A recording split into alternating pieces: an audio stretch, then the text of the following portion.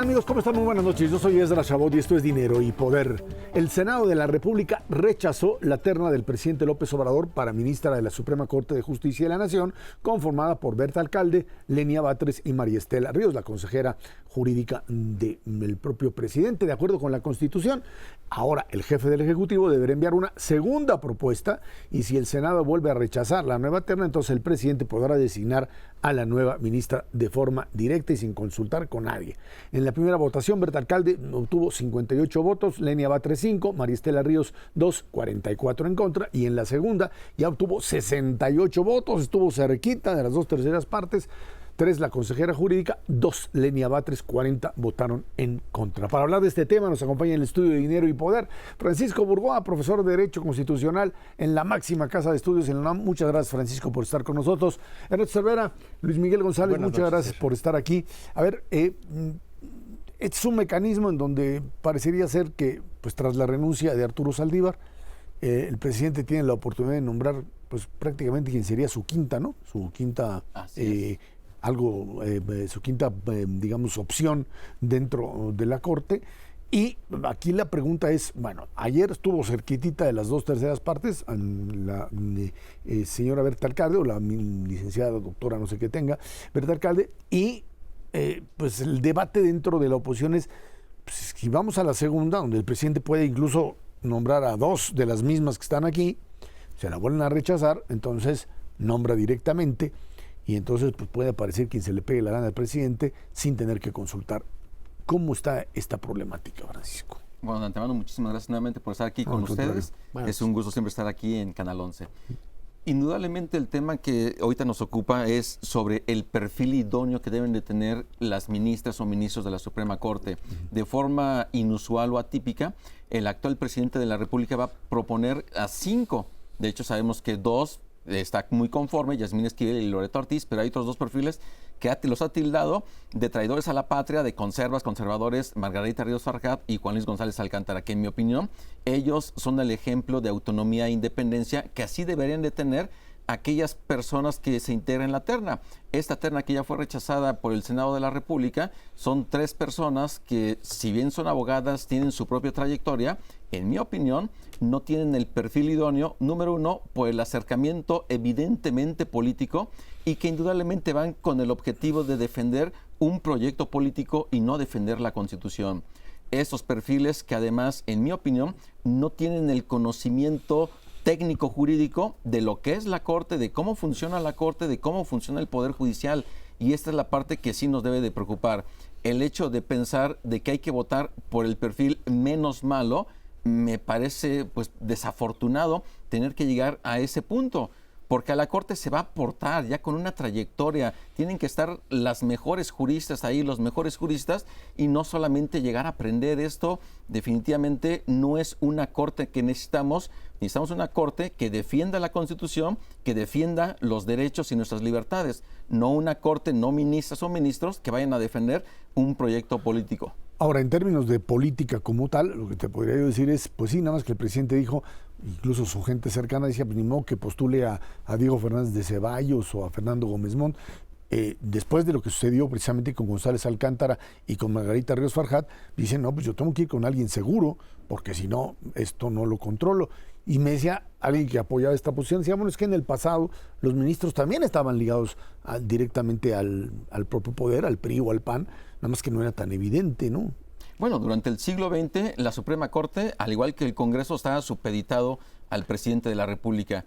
Entonces, estamos en un siglo XXI en el que ya rompimos esos 71 años de hegemonía del PRI, del gran hiperpresidencialismo, y ahorita volverlo a revivir bajo la lógica de que antes eran también una cercanía al PRI, pero eran más discretos. Yo creo que hay perfiles al interior del Poder Judicial de la Federación o al interior de los poderes judiciales de las entidades federativas que hay excelentes abogadas que pueden ocupar el cargo de ministro y con una experiencia totalmente probada. Pero el presidente no quiere esos perfiles, quiere un perfil sí de abogada, pero con un tinte evidentemente político, y eso es algo que, en mi opinión, no debemos de tener en la Corte. Una de las opciones podría ser pues, postular a Ernestina Godoy, que en una de esas no la ratifican y entonces se va como ministra de la Corte. Alguien diría que es peor para la propia oposición si tener a Ernestina Godoy o tener a Berta Alcalde, y eso sería la disyuntiva política real.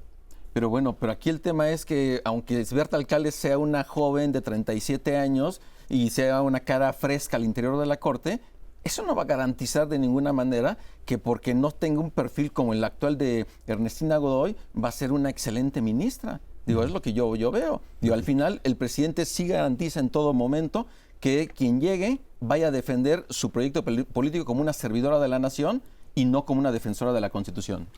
Francisco, viendo un poquito hacia adelante, vienen épocas muy turbulentas para la Suprema Corte de Justicia en el contexto de que, si bien es un nombramiento adicional, lo que viene es tratar de hacer una reforma integral de la Suprema Corte de Justicia, precisamente para desvirtuar esta parte de autonomía. Mi posición es que evidentemente sí hace falta algún tipo de reforma en la Suprema Corte de Justicia, pero para hacerla más autónoma y para fortalecer sus cualidades.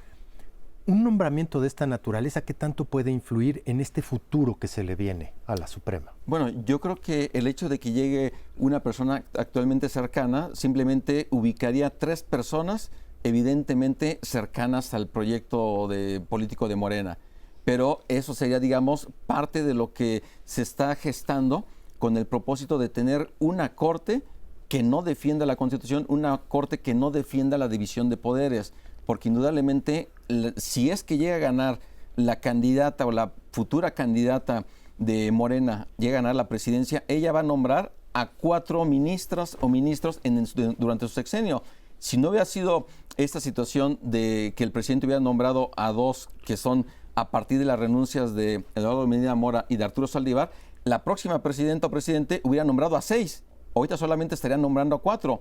Entonces, de que quieren apoderarse de la Corte de una u otra forma, lo van a hacer, ya sea a través de perfiles cercanos a su proyecto político o, al final, ganando, como ellos quieren, una mayoría calificada para poder hacer una reforma a la Constitución o cambiar la Constitución y tener todos estos jueces, magistrados y ministros que sean electos por el voto popular, algo que no tiene un sentido jurídico. De que quieren debilitarla, indudablemente lo quieren hacer. De que se requiere una reforma para fortalecerla, por supuesto que sí, pero ellos van por una reforma para debilitarla y para someterla. Francisco, tratando de poner en esta discusión sobre la nueva ministra, quién debe ser, con algunas noticias que hemos escuchado de la Corte, me refiero, hace mes y medio el tema era el acoso a la ministra presidenta Norma Piña. Tenemos el tema de los fideicomisos, dice bien Ernesto, la reforma del Poder Judicial. Tenemos, yo diría, que entender que la discusión sobre la ministra en el fondo pasa por algo que es, hay una profunda insatisfacción con la forma en que funciona el Poder Judicial. Hay una insatisfacción en el gobierno, en el ciudadano común, y tenemos al mismo tiempo un fin de sexenio donde hay un conflicto enorme entre Ejecutivo y Poder Judicial. ¿Cómo acomodar esto? Yo insistiría en la pregunta que te hacía Ernesto. ¿Qué tan relevante o qué otros temas, aparte del nombramiento de la ministra, colocarías tú en este ajedrez de prioridades y de cosas que nos deben preocupar? Bueno, indudablemente estamos viviendo un momento inédito con este golpeteo constante del Poder Ejecutivo hacia el Poder Judicial, hacia la ministra presidenta. Esto es algo que le hemos visto que se ha acrecentado en este año 2023 y que va a continuar con esa tónica. Pero el hecho de que haya este enfrentamiento solamente nos dice que el presidente quiere mantenerse por encima de las decisiones de la Corte, y si la ciudadanía continúa con ese discurso que es fomentado por el presidente, tiene que ver con un tema que yo lo veo importantísimo, que la Corte, el Poder Judicial, no ha sabido comunicar lo que hace al interior, porque mucho se dice, es que la Corte liberan a delincuentes, es que la Corte no hace bien las investigaciones, es decir, separar exactamente las funciones que le corresponden a cada instancia. Por ejemplo, ¿qué es lo que hacen las fiscalías? Porque un primer trabajo que se tiene que revisar es al interior de las fiscalías.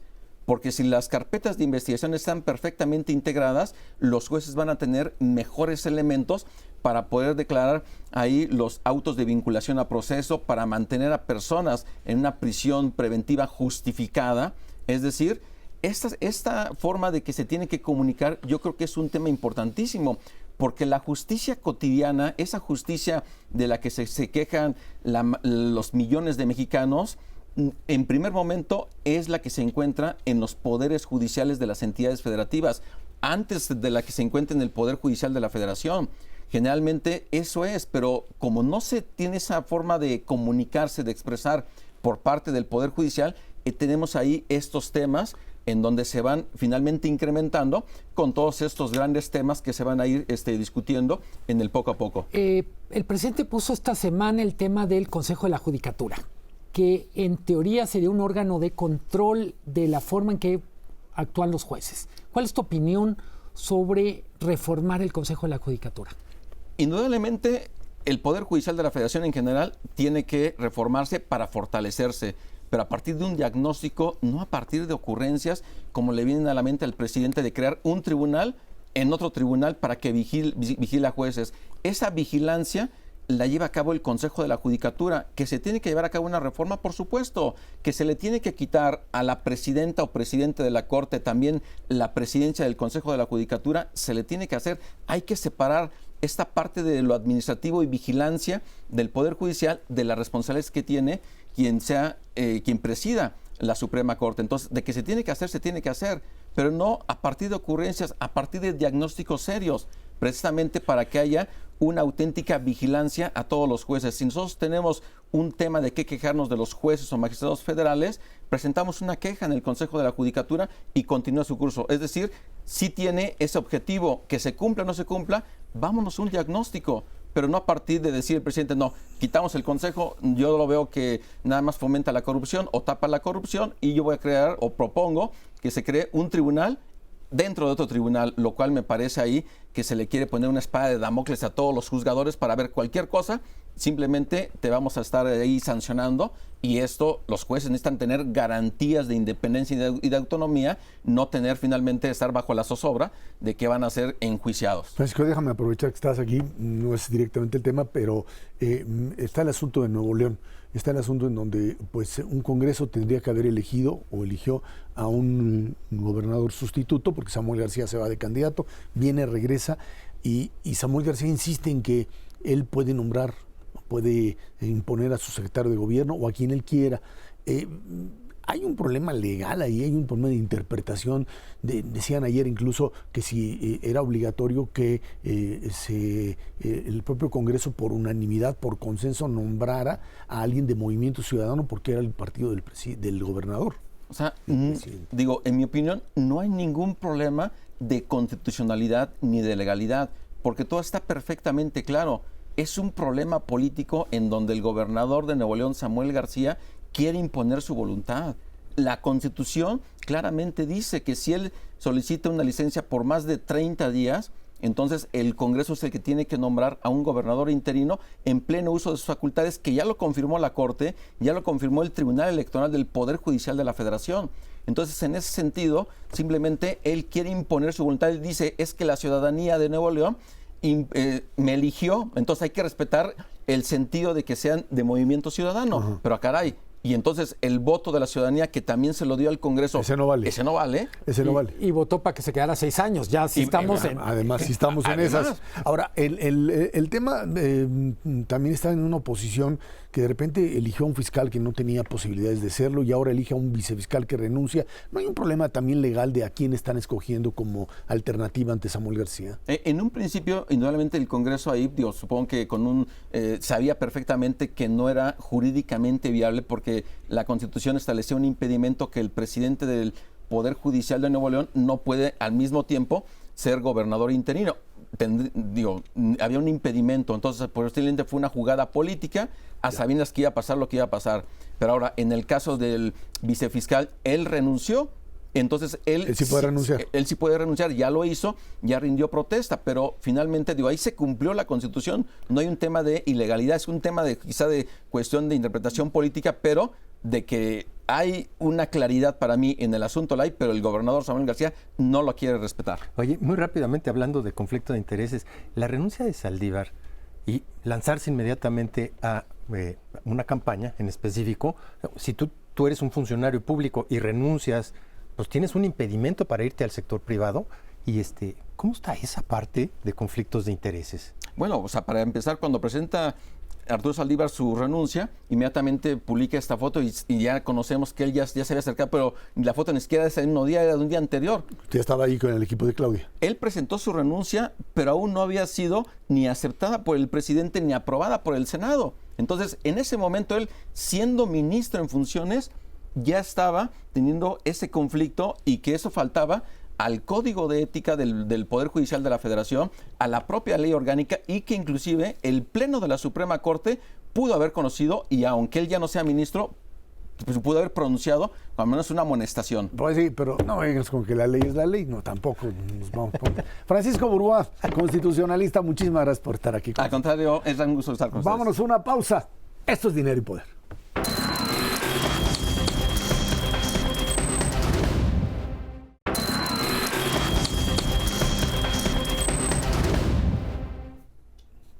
En octubre pasado, la balanza comercial presentó un déficit de 252 millones de dólares. En el mismo mes del 2022, el déficit fue de 2.088 millones de dólares. De enero a septiembre, el déficit es de 10.336 millones de dólares en comparación con los 27.730 del mismo periodo de 2022. Las exportaciones de mercancía alcanzaron 51.974 millones, las importaciones 52.226 millones. Las exportaciones tuvieron un crecimiento anual del 5.6% mensual, la caída fue de 0.35%, importaciones suben 1.8% anual y de un mes a otro caen 2.21%. Luis Miguel, estamos hablando fundamentalmente de una economía que parece que camina despacito, pero camina. Vamos, lo que hemos dicho en varias ocasiones, al crecimiento entre 3, 4, 3, 5. No sabemos si esto es sostenible, pero por lo pronto, pues en el sector empresarial hay mucho optimismo de que esto puede continuar así, ¿no? Sí, claramente si hacemos un balance del sexenio, la parte que mejor ha funcionado es el sector externo. Me atrevo a decir, las exportaciones dan muestra de que la economía mexicana es muy competitiva, salvo en sector energético. Y yo diría algo que para algunos de los que nos escuchan puede resultar contraintuitivo, pero es una buena noticia que las importaciones estén creciendo.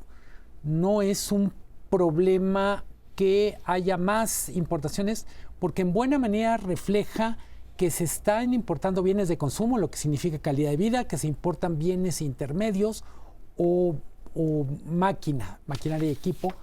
Entonces yo diría, en términos generales, los números del sector externo son buenos, los números, el déficit perfectamente se cubre con llegadas de capital. ¿Cuál es el tema? Yo diría, ojalá toda la economía funcionara como funciona el sector externo. Pues sí, esa es la gran apuesta, pero... Y no nos solo una cosa, y para explicar lo bien que funciona el sector externo, hay que decir el momento de la economía de Estados Unidos. Ninguna de las profecías sobre recesión se cumplieron y la locomotora sigue empujando. Así es, y con una menor inflación, que eso sería el gran avance, digamos, ¿no? Correcto. La verdad es que la economía estadounidense está sorprendiendo a propios extraños. El Bidenomics. Exactamente. Y mira, más allá de esta, yo te diría, equivocación generalizada de cómo se iba a comportar la economía estadounidense, donde sí no nos equivocamos fue en la firma del Tratado de Libre Comercio, NAFTA original, y la corroboración del mismo, que es el TEMEC. La verdad es que sí ha sido para México una fortaleza brutal. Coincido con Luis Miguel en decir que el sector externo es lo que mejor se ha comportado en el transcurso de estos últimos 5 años, y el beneficio que eso ha traído para la economía mexicana en su conjunto ha sido enorme, no solamente en términos de crecimiento, sino de generación de empleos y de salvar este bache grandotote que significó la pandemia. Hay un aspecto, yo te diría, interesante, que habla sobre la resiliencia de nuestras exportaciones, porque no solamente es esta parte de desaceleración de los Estados Unidos, es una apreciación del tipo de cambio brutal que nos hace ser menos competitivos, un incremento brutal de los sueldos y salarios que nos hace ser menos competitivo, y en ese contexto, con todo y todo, seguimos exportando y exportando de manera mucho más importante que, por ejemplo, China. Una penetración importante hacia adelante. Añádele la parte energética a la que se refirió Luis Miguel, que nos hace ser menos competitivo, y un elemento adicional que es la inseguridad, que nos hace ser menos competitivos en general. Con todo y todo, las exportaciones siguen creciendo, sigue llegando inversión y siguen apostándole a que México, tarde que temprano, va a cambiar en su política para que haya Estado de Derecho, va a cambiar para que haya energía de renovables para las empresas, va a cambiar para que haya seguridad para las empresas.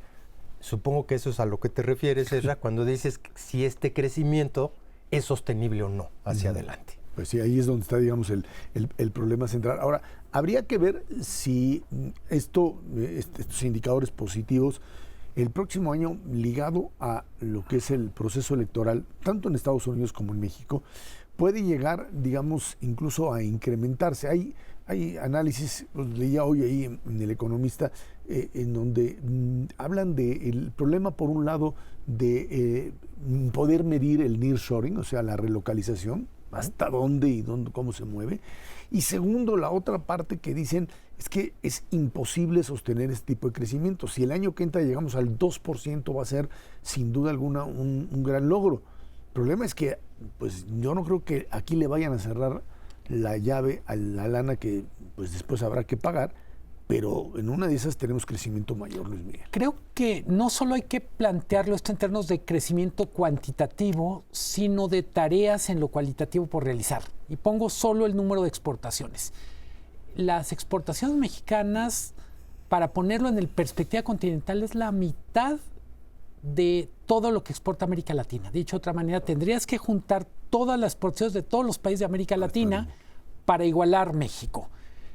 Somos una potencia exportadora, tenemos que creérnosla, pero somos una potencia con una enorme asignatura pendiente que es contenido nacional de nuestras exportaciones. Somos, dentro de los países exportadores, el que tiene menor contenido nacional. Maquilador, dirías. Somos poquito más que maquiladores. Entonces yo diría, más que preocuparnos por el gran número de cuánto exportamos y si creció o no, creo que cada vez más le vamos a tener que poner atención a qué parte de lo que exportamos tiene valor agregado en México, qué parte es valor agregado en México. Y yo diría el gran reto de largo plazo para la economía mexicana, ya lo apuntaba Ernesto, es ser competitiva con nuevas reglas, pasar de ser competitivo con bajos salarios para ser competitivo con alta productividad. Y ahí es en donde le tienes que meter una cantidad de dinero bruta a investigación, desarrollo, tecnología, educación, capacitación, que es simplemente lo que no se ve en el corto plazo. Yo creo que la apuesta está bastante clara hacia adelante. Creo que el año que entra sí se puede crecer, independientemente de la desaceleración de Estados Unidos, precisamente por la fortaleza de los dos diferentes mercados, tanto el de Estados Unidos en elecciones como el de México en elecciones, pues hay una clara indicación de que por el lado del gasto del sector público habrá lana hacia adelante. Yo te diría, siempre es horrible las comparaciones en términos de decir cuál es el menos peor, pero si uno analiza efectivamente todos los países de América Latina, no tienen de una u otra manera, salvo el caso de Brasil, la complejidad económica que tiene México para poder fabricar cosas. Sí, efectivamente, no tenemos este índice de valor agregado que existe en otros países, pero ha venido creciendo paulatinamente, pero consistentemente, este cacho adicional que se le pone en México a los bienes que se exportan otra vez hacia los Estados Unidos. El caso automotriz es claramente el más indicativo, pero las pantallas planas, todo el instrumental médico, una serie de exportaciones hacia Estados Unidos que ya se fabrican en una parte muy importante en México, se le añade cierto valor agregado y van hacia allá.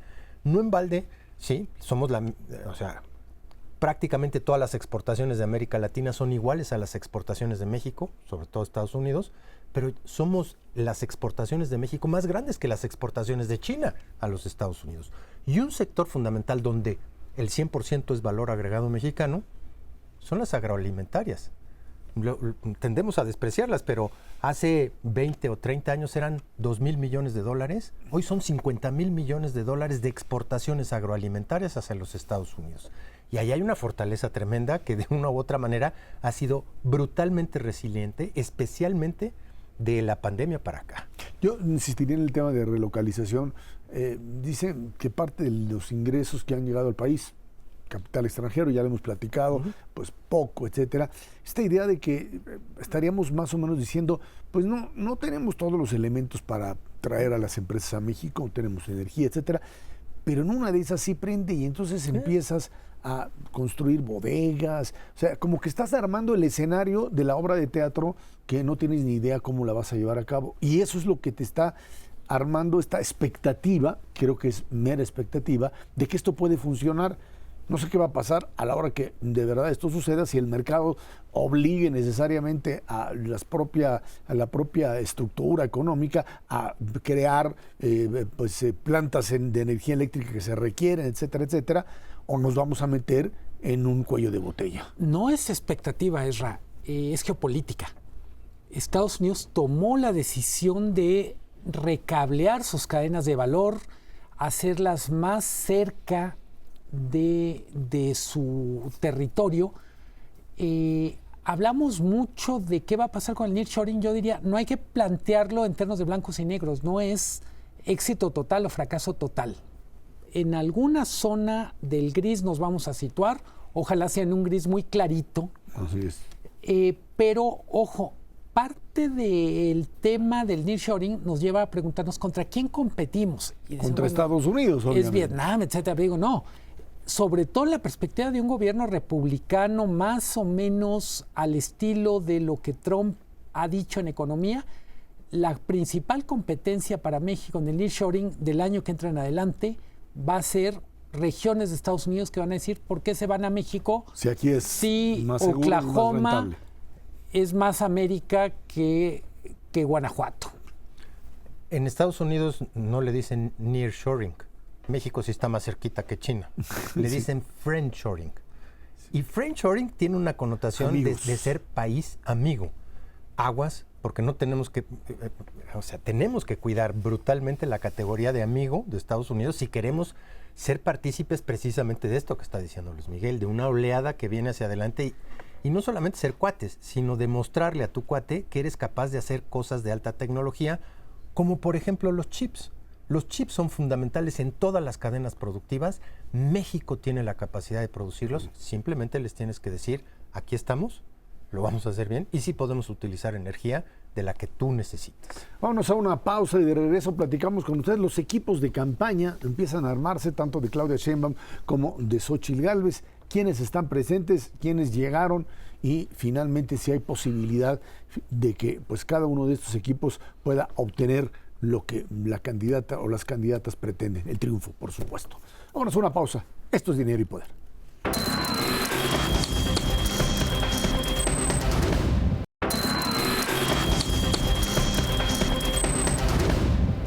Y bueno, pues avanzan las precampañas y las dos principales candidatas, Claudia Sheinbaum y Xóchitl Gálvez, van armando y presentando a sus respectivos equipos. La candidata oficial, Claudia, sumó a Mario Delgado, Ricardo Monreal, Adán Augusto y Citlali Hernández, así como a Tatiana Cloutier, que estaba ahí desaparecida, y Gerardo Fernández Noroña. Ese es el equipo que tiene. No sé si lo puso ellos o se lo pusieron, pero bueno, pues ahí están.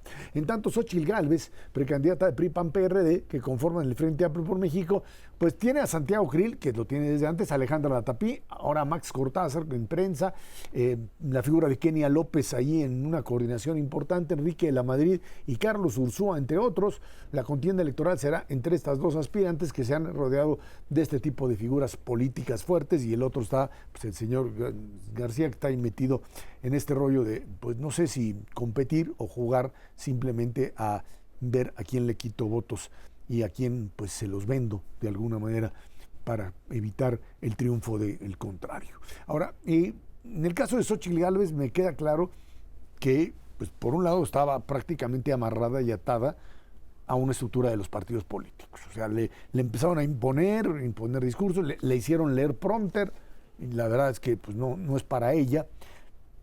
Tiene que entender que tampoco puede seguir hablando como hablaba comúnmente, porque ya es una candidata o precandidata, que da lo mismo, y que en función de esto tendría que empezar a nombrar gente, por un lado, por supuesto, que tengan lealtad, pero que tengan capacidad, que sean gente que puedan cambiar el discurso, que puedan llegar a aquellos a los que no ha llegado, y asumirse como una candidata presidencial más allá de una popularidad, Ernesto, que simple y sencillamente pues le alcanza para un tope, pero no le alcanza para ganar.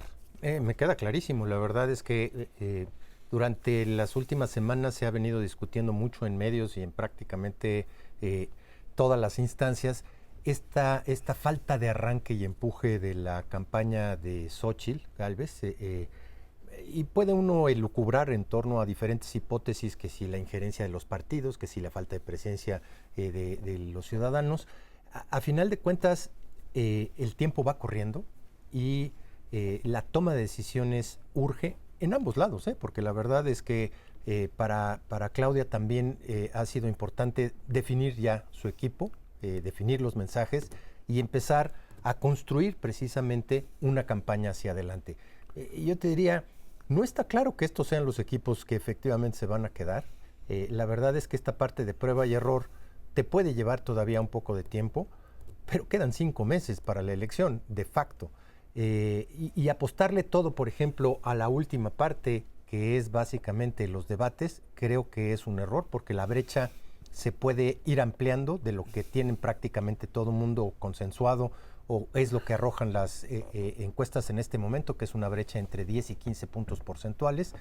Hay quienes la ubican un poco más lejos, hay quienes la ubican un poquito más cerrada, pero digamos, partiendo de esa cifra, lo que se apresta es una avalancha, sin duda alguna. A mí me parece un poco desafortunado, pero así es como se mueven las campañas hoy en día, publicitaria de ambas partes, descalificaciones de ambas partes, y muy poco contenido del que se podría apreciar precisamente de las gentes que constituyen tu equipo de trabajo. Esa parte de fortaleza de poder discutir con seriedad las finanzas públicas, la seguridad, la salud, la educación de los mexicanos, simplemente no la vamos a ver en las campañas. Vamos a ver un concierto de descalificaciones por todos lados, y en ese contexto pues no nos va a llevar a mucho. La verdad es que México es un país que sí requiere discutir las ideas, que sí requiere que se ventilen las diferencias, y veremos hasta dónde dan precisamente estas dos posturas.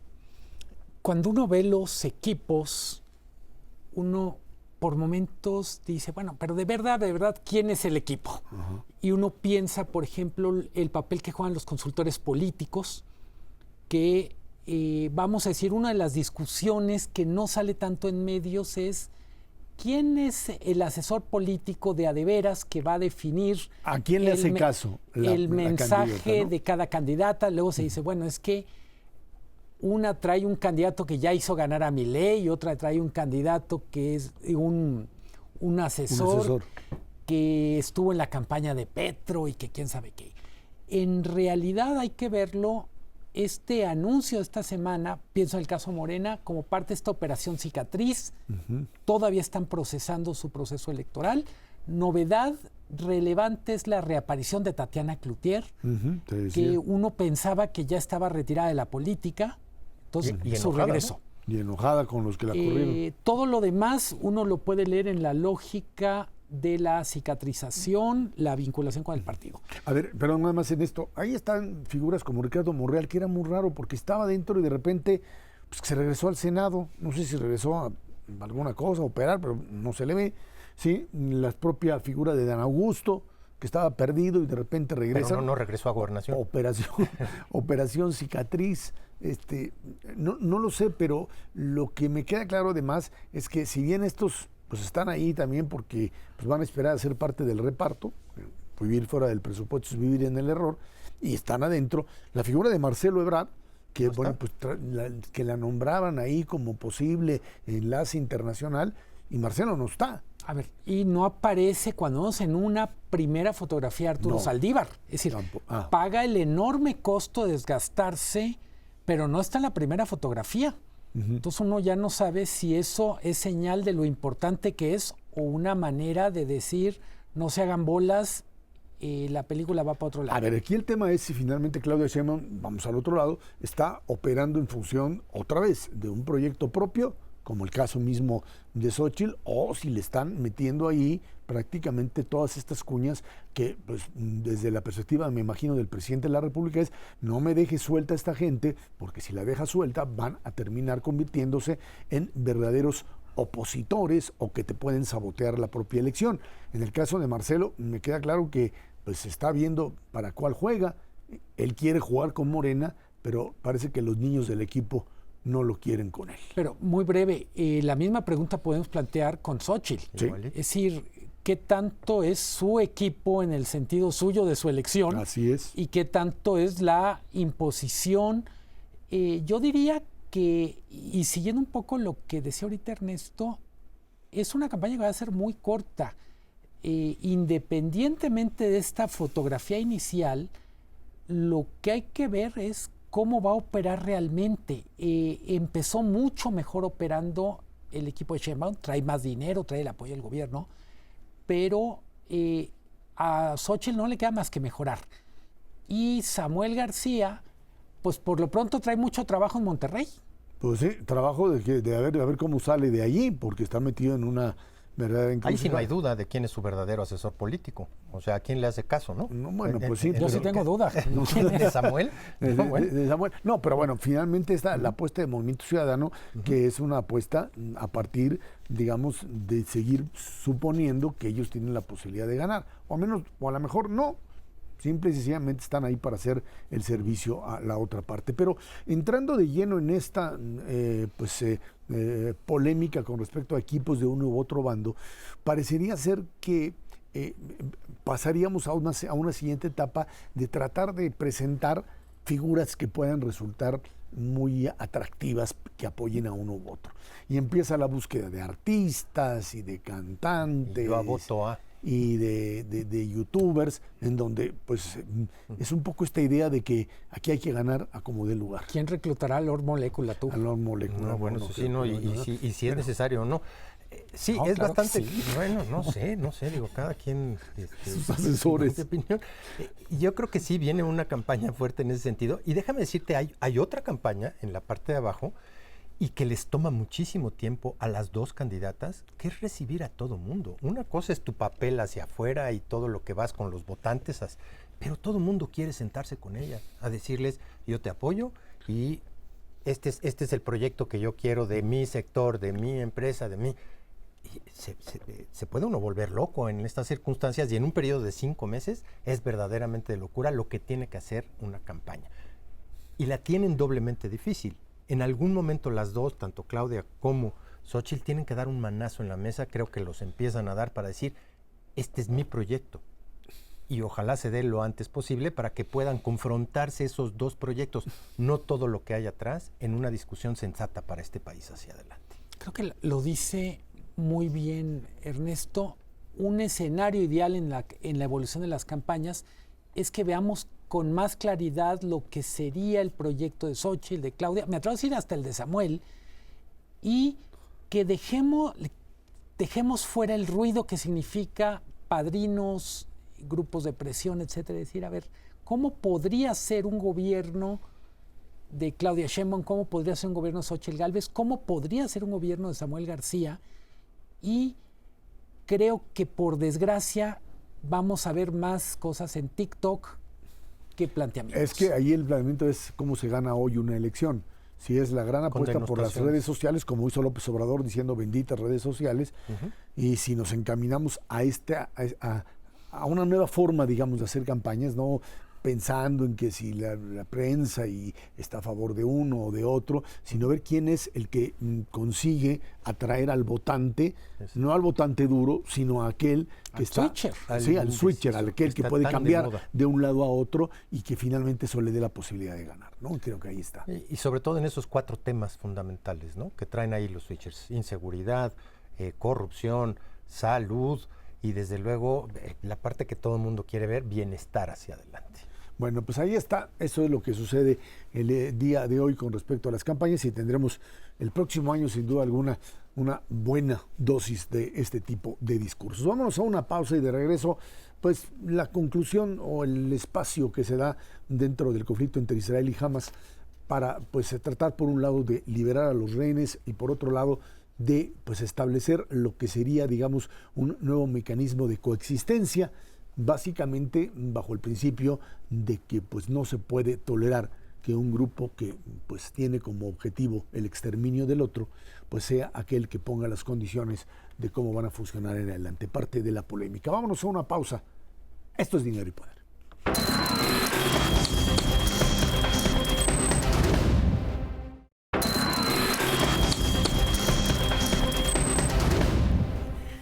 Tras aumentar la tregua de 4 a 6 días en la Franja de Gaza para el intercambio de rehenes entre Israel y Hamas, la presión internacional crece para que haya un alto al fuego total.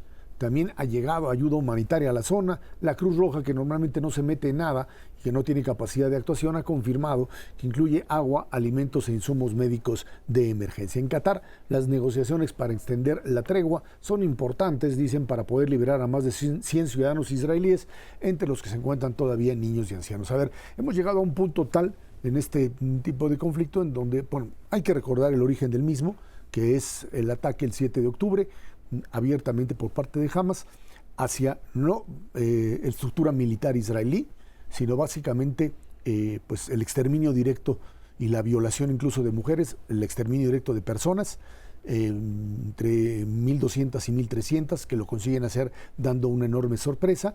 Viene la respuesta por parte de la autoridad israelí, del ejército israelí. Por supuesto, se llevan alrededor de 240 prisioneros, mujeres, niños, bebés, incluso, después de que pues hicieron sus barbaridades e incluso degollaron bebés en el proceso de la invasión. Y viene el ataque israelí, y viene entonces el cuestionamiento si Israel está atacando y dañando zonas civiles. Y aquí hay elementos que creo que hay que tomar en cuenta para este tipo de discusión. Cuando la estructura de un grupo terrorista, pero con respaldo social, en esta discusión de que si Hamas es Palestina o no, pues por supuesto, hoy Hamas es el grupo más popular dentro de lo que son Cisjordania y Gaza. Es el que atacó a Israel, es el que logró liberar una enorme cantidad de prisioneros. Hay que recordar que por la entrega de cada ciudadano israelí, o incluso trabajadores tailandeses que también fueron regresados, pues están entregando a 3 prisioneros palestinos. El problema en la Franja de Gaza es que la estructura civil está mezclada con la estructura militar. Tú tienes hospitales que fungieron específicamente como espacios de apoyo militar, donde incluso estuvieron ahí metidos los propios rehenes y fueron sacados de esos lugares y llevados a otros, y en donde pues utilizaron y utilizan casas de la población civil para resguardar digamos armas. Y eso te lleva a un problema incluso legal muy serio de si finalmente todas estas zonas, según la ley internacional, una vez que el propio pues ocupante, en este caso Hamas, utiliza esos lugares como espacios para poder operar, esos espacios se convierten en objetivos digamos militares legítimos, y esa es parte de la discusión. Por otro lado, ya aparecen instancias como Naciones Unidas, que la Organización de Naciones Unidas para Refugiados, que pues básicamente se dedica a operar en favor de Hamas, operan ahí hay ya testimonios de aquellos que estuvieron presos por Hamas, que pues uno de ellos estuvo incluso resguardado en una casa de un oficial de alto nivel de la UNRWA, de la Organización de Naciones Unidas para Refugiados, y el papel de una Cruz Roja, en donde pues parecería ser también que solamente se dedica a servir de camioncito para sacar a la gente y no demanda que estos presos, como los presos palestinos del otro lado, reciban atención médica. La Cruz Roja incluso dice que no encuentra nada raro.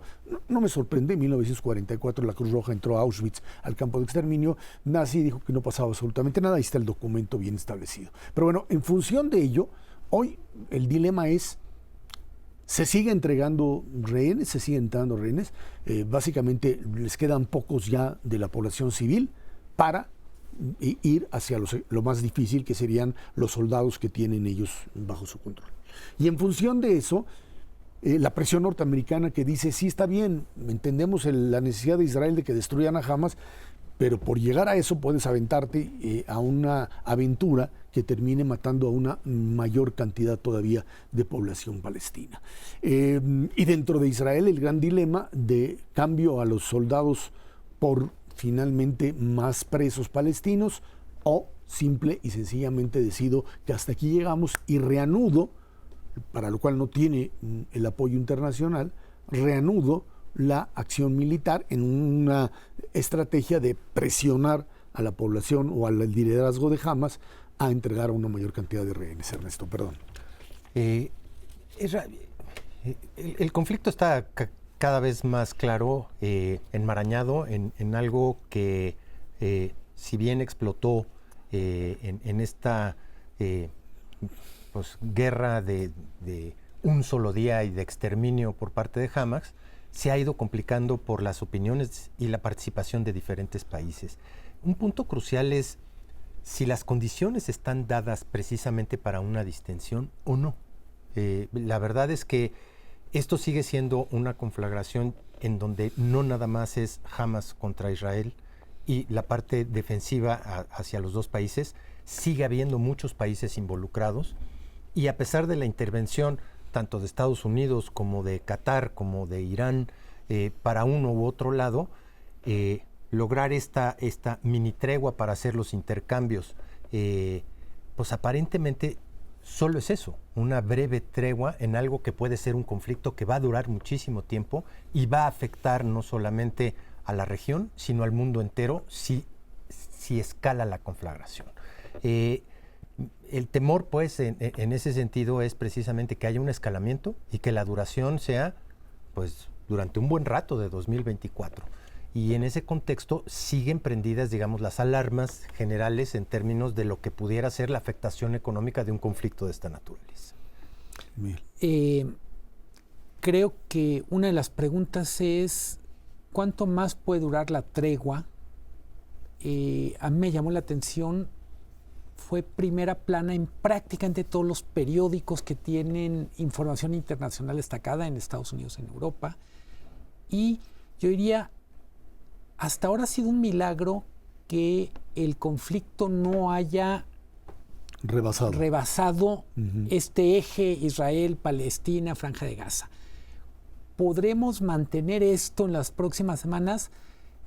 Por momentos parece que sí, que la parte más complicada de riesgo de propagación se controló, y por momentos recordamos lo frágil que es el equilibrio político. Yo diría, habíamos comentado, a mí me preocupa mucho toda esta dimensión humanitaria, toda la cantidad de civiles, gente inocente que sufre en Israel, en Gaza, y me atrevo a decir, en Cisjordania. Sí. Es decir, cómo les cambió la vida en las últimas semanas para mal. Y yo diría, cada vez hay que ponerle más atención a la guerra de los relatos. Es decir, tú decías, desde el punto de vista de Israel hay una lógica que va más allá de fundamentalmente es explicar por qué los ataques a los hospitales, por qué poner tantas trabas a la ayuda humanitaria, digamos. Lo cierto es que creo que para Israel es la crisis más fuerte internacional en términos de imagen. Es la primera vez que incluso territorios donde tenían básicamente una posición neutral o incluso favorable, están encontrando que fundamentalmente no les creen o no permea esa narrativa.